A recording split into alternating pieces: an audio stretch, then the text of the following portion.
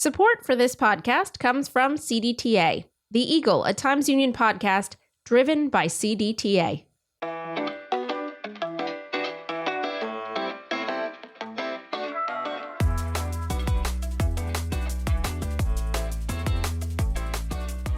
It has been hotter than blazes outside lately, so getting back into the air-conditioned studio to produce a midsummer episode of the Eagle podcast sounds like a great idea. I'm Jessica Marshall. Today's episode is rockin'.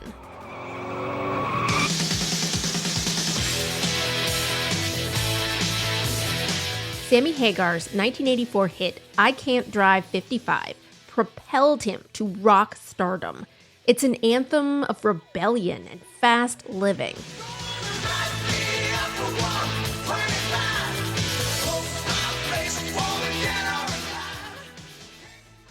But did you know that that song was born 40 years ago on the Northway? Yes, I'm talking about I-87, specifically just outside of Albany.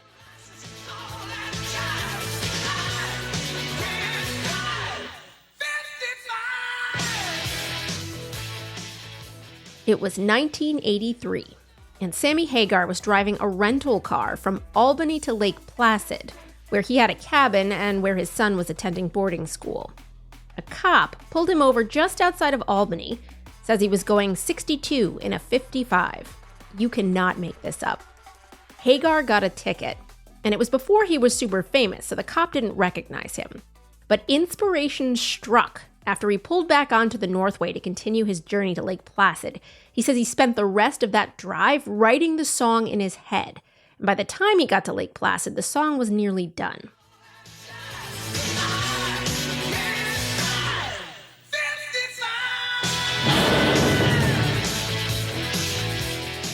I told you this was going to be a rockin' episode. The former Van Halen lead singer and Rock and Roll Hall of Famer is coming to SPAC on July 22nd. He joins Times Union reporter Patrick Tine right now on The Eagle to talk about the genesis of that song, I Can't Drive 55, and his new tour, where he'll be joined by former Van Halen bassist Michael Anthony, guitarist Joe Satriani, and drummer Jason Bonham. I'll just start by telling you why I was in Albany.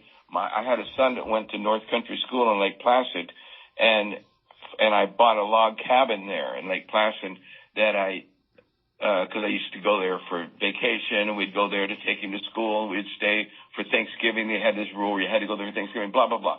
So I would always fly into Albany, and then I would drive to Lake Placid. Is it true you were just returning from a safari? Yes, I took a 6-week vacation. I went to Egypt, Africa, Italy, Greece. It was just, a wonderful family vacation. And traveling back, from Kenya.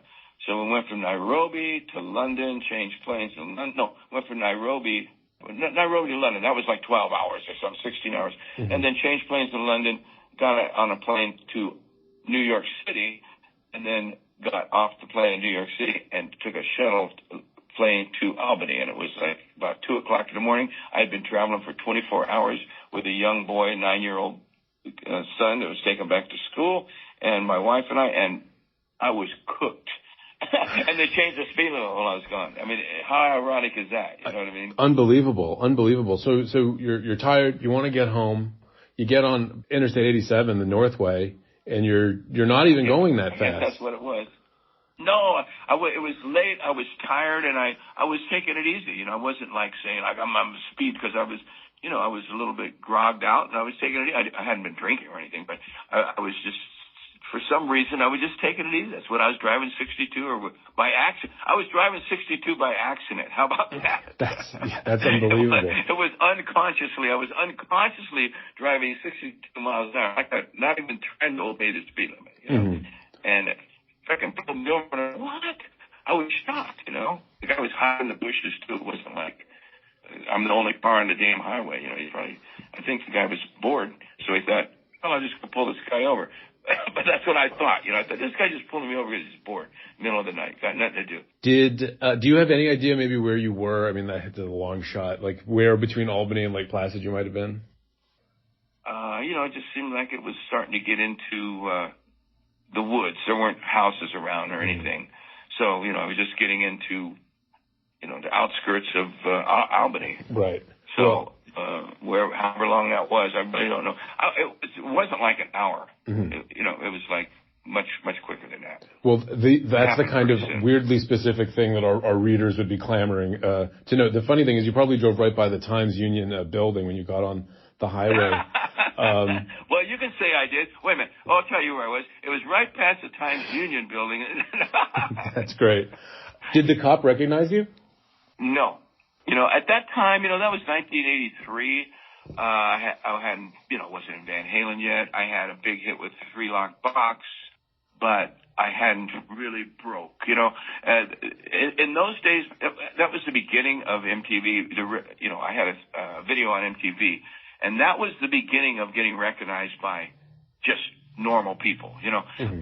It's really a cool time because I used to always say MTV ruined rock stars' lives because rock stars, only people that knew them were their fans. You're not like a TV star where everybody sees you. Mm-hmm. A rock star, if they weren't your fans, they didn't know who the hell you were.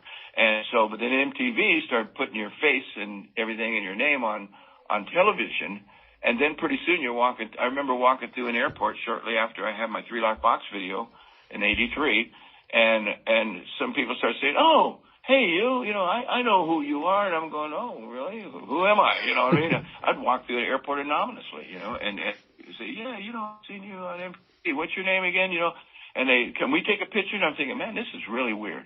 So at that time, I wasn't that famous. After I Can't Drive 55 came out and I had the #1 video on MTV and such a big hit, I was a lot more recognizable.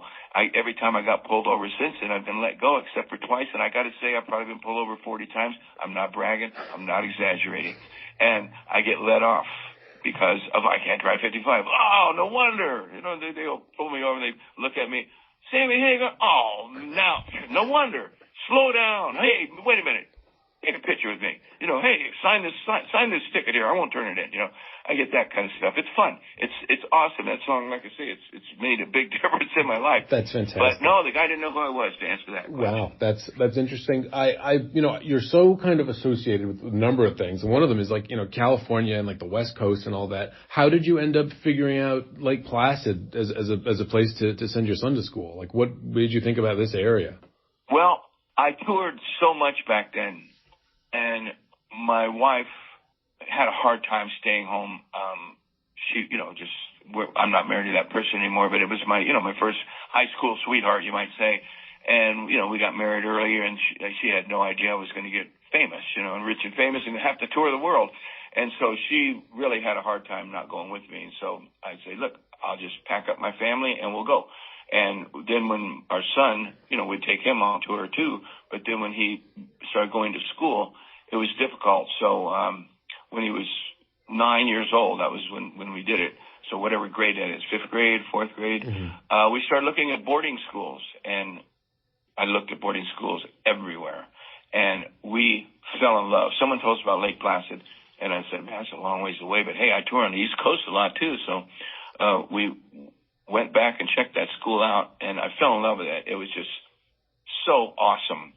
Organic school for kids, teaching them how to grow their own food, and way ahead of its time. It was, and the teachers, they lived on premise with the different teachers that lived on premise, and they had all these little houses, and they had this big piece of property. They taught them how to make maple syrup, how to go out with the trees and put the bike in the tree and paint the bucket. And it was so beautiful. We loved, I liked it so much. I lived there for 3 years, and he loved it too.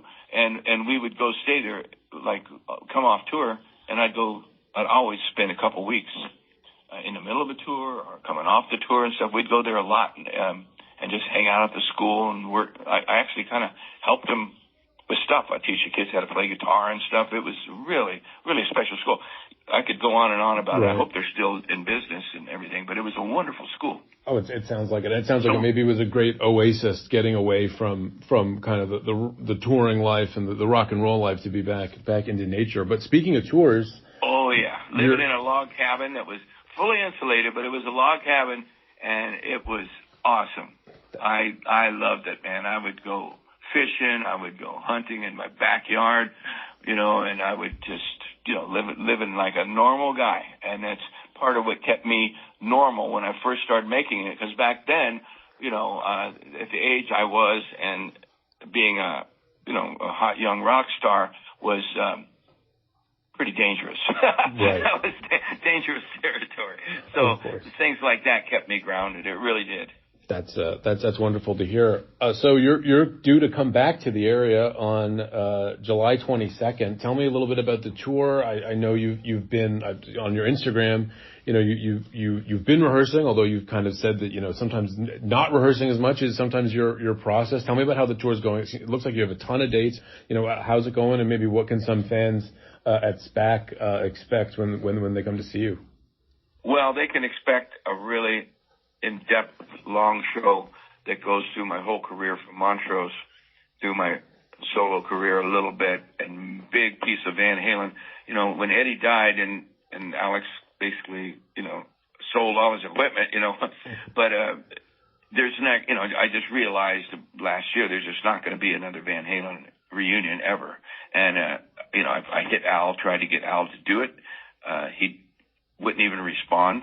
After Eddie died, I've never talked to Al since then. So Mike and I looked at each other one day, and someone said, "Hey, man, it's been 20 years since you guys, the Van Halen reunion I did in '04. And I went, "What?" I said, "Shit, 20 years." Mike and I just looked at each other, high-fived, and say, "We got to get out there and do it." So, that Van Halen music, we sold 47, 50 million records, 4 number 1 albums, huge fan base that's just being robbed out of hearing that music. So I hired Joe Satriani, who is about as good as anybody on this planet on guitar, to play the stuff that most guys can't play. And I got Joe, I got Jason Bonham, Michael Anthony, of course, and we're playing a lot of Van Halen. We're playing about an hour and a half of Van Halen and a half hour of my solo stuff of Montrose and all that. And Joe Satriani's playing one of his classics, which is Satch Boogie, which is the most acrobatic, technical piece of guitar music I've ever heard, including Eddie Van Halen's. And then we're playing a few of the earlier Van Halen songs even, and Mike and I share the vocals on them, and just to keep the fans happy and give them what they've been missing for a long time. Well, that sounds terrific, and I can't tell you how many fans you have, not just in the capital region or upstate New York, but in this newsroom. So I will be well attended. The cop would recognize me now. Absolutely. Oh my gosh, the cop would give you an escort to the venue. Have you played SPAC before?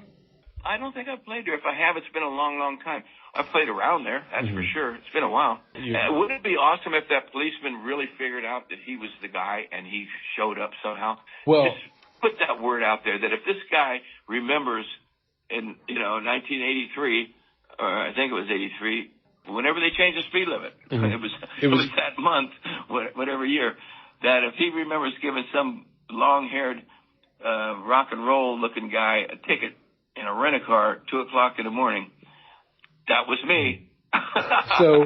So you get stopped and then you get back on the road and you still have a long way to get to Lake Placid. Are you writing that song in your head and like putting the chords down in your head? Because I know you wrote it pretty fast once you got home. 100%. I wasn't putting the chords in my head. At my house there, I had a guitar and a little amplifier, and I always had, in those days, I had a little portable little cassette recorders. You put a cassette in it, recorder, push it down, and push record. And I would talk into them on the side of my bed, reciting lyrics in the middle of the night or humming a melody. I had the thing, I was telling my wife to write down lyrics on a piece of paper.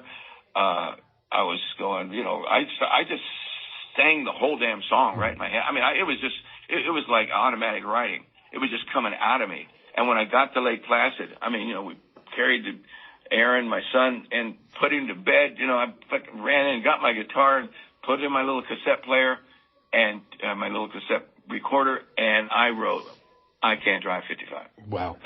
Right head to toe. And then later on, when I got back to California and I played it for my producers at the record company. I was on Geffen Records, John Kolodner, and I started changing it a little bit. It was the same kind of song, but I kind of finished. I spiffed it up. I made it feel like it is now. That I made it more driving. When I wrote it, let's say I wrote it in Lake Placid, I wrote not like a folk song, that isn't the right word, but like when you take a folk song and you turn it into a rocker, like has been done by Jimi Hendrix, Bob Dylan songs all along the Watchtower. Bob Dylan is singing it with acoustic guitar, and Jimmy's playing it with, psychedelic guitar. So that's what I did. I turned it into just instead of the chord changes, I can't drive 55, la la la la la la, and then I made it drive, so it's, made it a highway song, and it worked. I have one request, because I think it would be great for all parties involved. I deal with the state police all the time as a reporter. It's almost never good when I have to call them for a story or comment. But if I can call my people in the state police and they say, oh yeah, I remember that guy, he's retired and he's still around, would you be open to getting your picture taken with that cop by a Times Union photographer? I would give him backstage passes, and I'm not doing meet and greets much on this tour because I don't want to get sick, because that's how you get sick. You meet all these different people and you shake their hands and they hug and kiss you and all this stuff, and then the next thing you know, you got a cold or a flu. So this man would be backstage with his family, and he would be treated like the king. I would do a shot with him if he could do that. If he don't want it, I'll take pictures. I'll give him a swag bag. I'll give him an I Can't Drive 55 t-shirt. Oh, yeah, and I'll bring him out on stage and introduce him.